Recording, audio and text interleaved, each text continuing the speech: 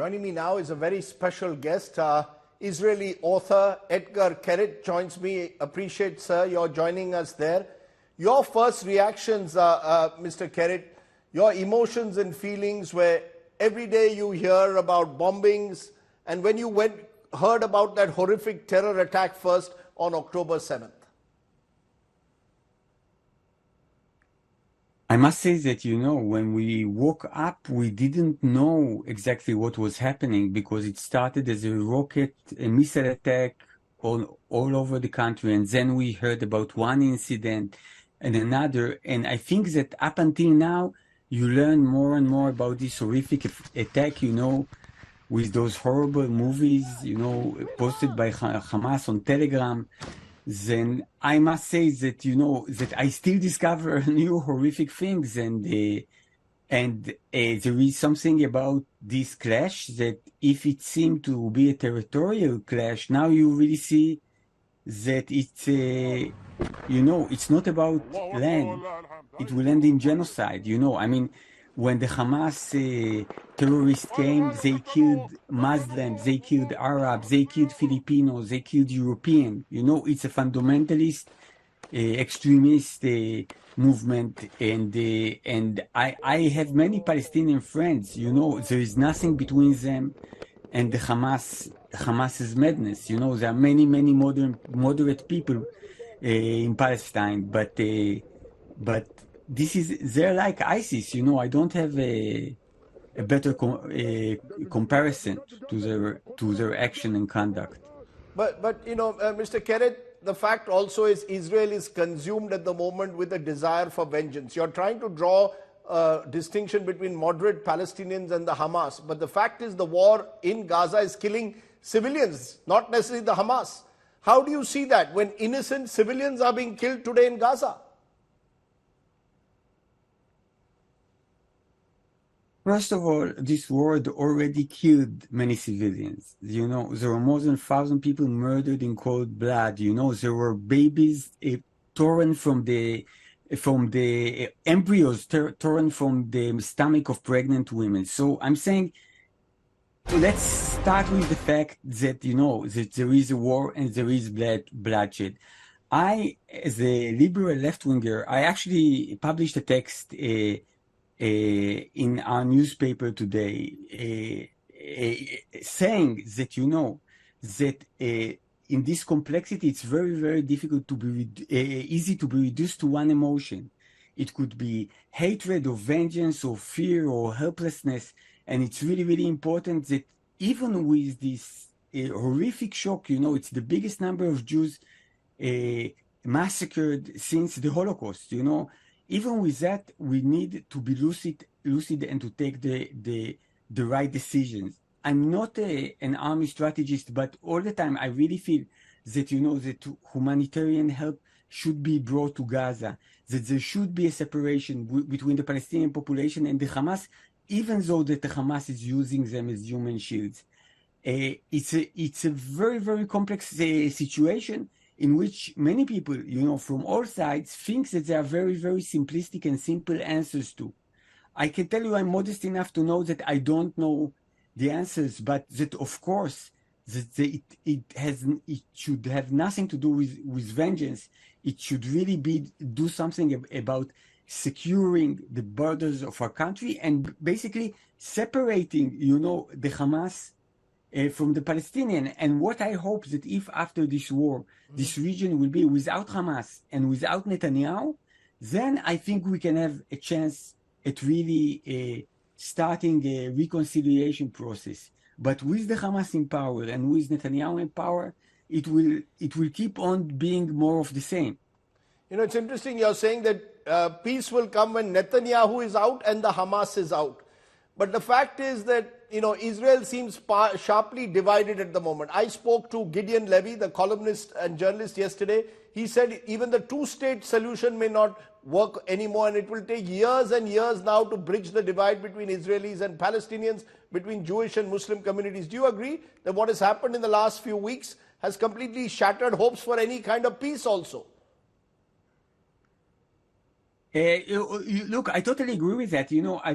I bet you know that in India, many people come to you and say, "Oh, what's the thing with Kashmir? Why don't you and the Pakistani be friends?" It's very, very easy to give this conclusion when you come from afar and you are not you do not know a lot about the details. Mm-hmm. But what I want to say is that everybody talks about Israel and Palestine as if we are separate entity. What's going right now? It's a global conflict. It's a fight between Iran and the US, and Iran are using Hamas and Hezbollah as proxies, and the US uses Israel as proxies. It would be very naive to think that the people of Palestine and the people of Israel are taking the decision. This attack was commanded by Iran. It was not commanded by the Palestinian streets. Of course, Palestine deserves a country, but there is totally no connection between Hamas, Hezbollah, Yemenites shooting missiles on Israel. It's basically an anti-Western American and anti-American front, and these are power in it. To think that the head, the leader, the person in the driver's seat is the Prime Minister of Israel would be very, very naive. But Mr. Kenneth, I have also spoken this week to Palestinian writers, and they are angry that the world, while quick to condemn the Hamas terror attack, is silent on attacks by Israeli forces on Palestinian civilians in Gaza and West Bank over many years. How do you react to that? That there are two stories to be told, and the belief is the Western world only tells one story. First of all, that's what I'm trying to say. There are no complete truths and there are no righteous people in this conflict. Now, I'm saying that, that in the end, Palestine should have a country. With the Hamas, it will not have a country because Hamas wants to have an Islamic empire that will go through Lebanon and Jordan and Iran, but they deserve a country. They've been oppressed, I'm a left-wing liberal. All my life I've been writing, asking for their freedom. Now, there is a basic difference between Hamas using a population as a human shield and Israel sometimes being too forceful and hurting those citizens that they use as a human shield, than from 1,500 people going into kibbutzes, massacring everybody, citizens, civilians, torturing, beheading babies, burning them, all intentionally. So, it's a difference between that and the aggressive attacks on Hamas when they are hiding behind civilians. The results are the same.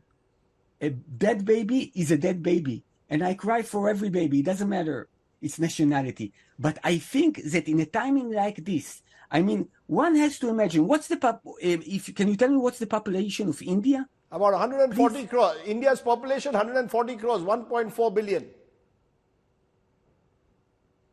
1.4 billion. Okay, so Israel, effectively, I would say it's 7 million, So if you calculate those numbers and you understand that in one day, with more than 1,000 civilians murdered, more than 3,000 wounded, hundreds being taken prisoner, in Indian numbers, I don't question my math. Imagine waking one day and seeing, 200,000 Indians, babies, women, elderly women, people taken from their home and massacred. If the word after that would say that the people who had done that, that India did something wrong consistently in a circle of a force, I think that there is something very, very automatic about it. We human beings, first we should open our eyes and look. Do you ever remember an incident where people systematically massacred hundreds and thousands of people, not even for their nationality, just for not keeping your religion, killing everybody, and the word saying, "Oh, but you don't criticize the other side"? There is something a little bit twisted here, I must say. Have you met, Mr. Kenneth, any of the survivors or visited families of victims? Yes, first of all, they're all around me. It's a small country. Me and my friend, we sometimes use the web of a neighbor that is kidnapped in Gaza. Everything is super close. I go in the street, I see a guy They say to me, don't ask me how he is because 10 of his family members are missing. This is a shock that has been hitting everybody.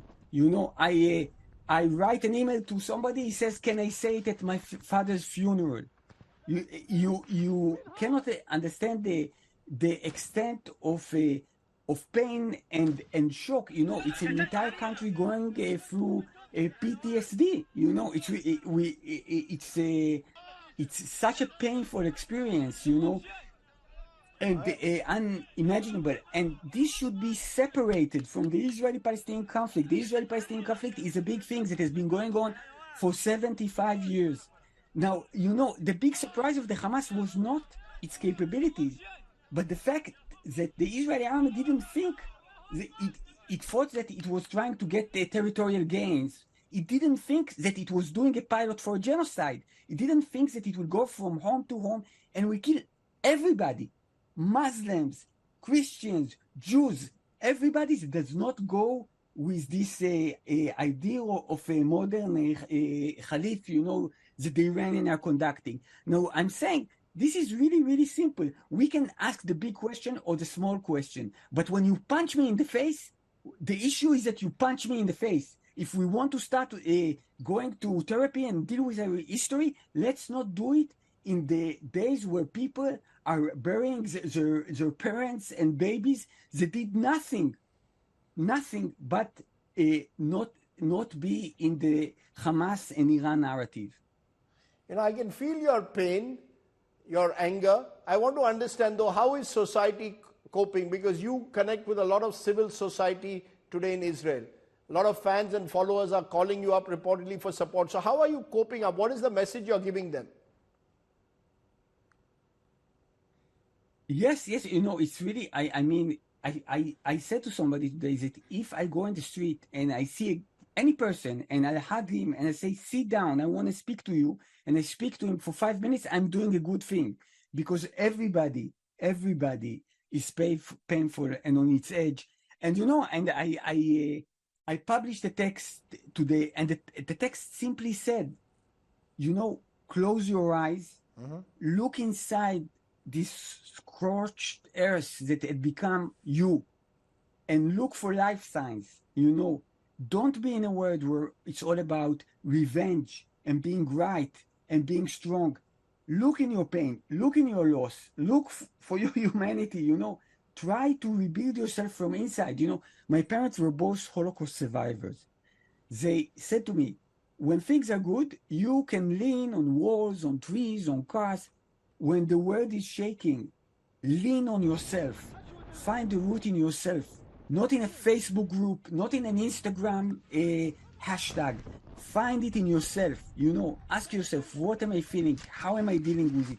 Do I understand it? It doesn't mean that every person in the world at any random moment understands everything and in a binary way with good guys and bad guys.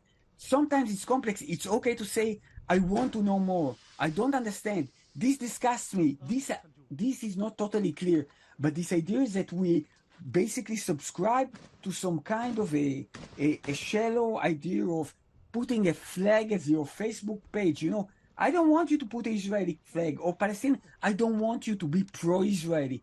I don't want you to be pro-pedophiles in Israel. I don't want you to be pro-Palestinian. I don't want you to be pro-terrorist in Palestine. Look at people, look at action, try to do no wrong and help, All this idea of somebody in the other part of the world summing up my life in a sentence, I can get calls from Arabs and Palestinians comforting me, but the people from California who had never known hunger or violence, they will curse me, from the comfortable life, in Berkeley or wherever. So I'm saying this is pure hubris. This is the idea that things think that the world is like a Rubik cube. You do 4 movements and you know what will make it right. This is not human and not empathic and not useful for anyone. I don't really think that a post saying Israel be strong, Gaza will win, will save one life. It may get people more incited, it may get people more angry, more defensive, But what this region need is humanity and empathy, not people that will tell us what we feel or no. It's very well put. The world needs humanity and empathy. As a final question, I want to ask you what the world probably needs, Mr. Kereth, is a leader of peace, a modern day Mahatma Gandhi, someone who can stand tall, who can look beyond the divides, who has the moral power in a way to push for peace. There is no leader in the Middle East, either on the Israeli side or the Palestinian side, who seems to rise above these divisions. So maybe this is wishful thinking that the world will look at empathy and humanity. The world is looking for revenge and anger, sir, sadly. Yeah, for sure. Look, this will not be in an instant. You don't transform from war to peace. But I'm saying, even, when we were, we were here burying our dead with all our pain, I see our prime minister, the only thing he talks about, is we'll be strong, we will show them, we will hit them like nobody else. I'm saying, where is your word of comfort to the people in the kibbutzes? Where are you saying, we are fighting to have a normal life. We want to have peace. We are striving to someone. You cannot end your sentence in saying I'm strong and I'm going to make the other side pay and suffer. It's really we need half a dozen Mahatma Gandhis. Both in Israel and in Palestine. It's a lovely one line for me. We need half a dozen Mahatma Gandhis, both in Israel and Palestine. Mr. Kereth, for joining me and sharing your thoughts, I appreciate you joining me here on the news today. Thank you.